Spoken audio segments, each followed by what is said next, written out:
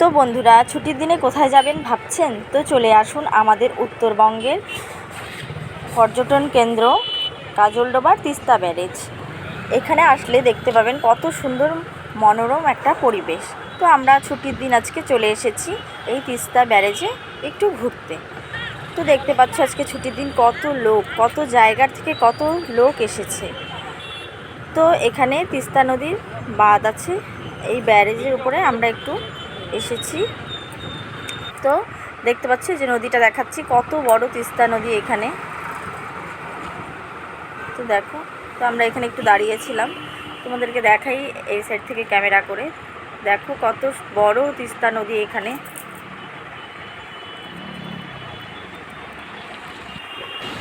তো দাঁড়াও, তোমাদেরকে একটু দেখাচ্ছি।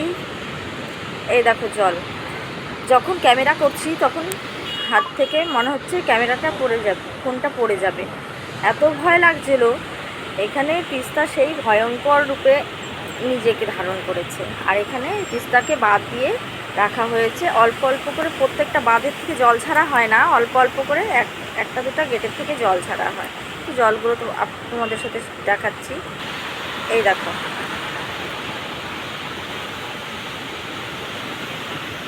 ছুটির দিনে ঘোরার জন্য এটা কিন্তু খুব সুন্দর একটা জায়গা। সারাদিন থাকলেও কিন্তু যেতে ইচ্ছে করবে না, মানে এত মনোরম পরিবেশ এখানকার চারিদিক। না আসলে কেউ বুঝতেই পারবে না যে কত সুন্দর এখানের জায়গাটা, খুবই ভালো লাগে। তো কখনো ছুটির দিনে সময় কাটানোর কোনো জায়গা না পেলে আমাদের এখানেই চলে আসবে, উত্তরবঙ্গের গাজলডোবা ব্যারেজে ঘুরতে।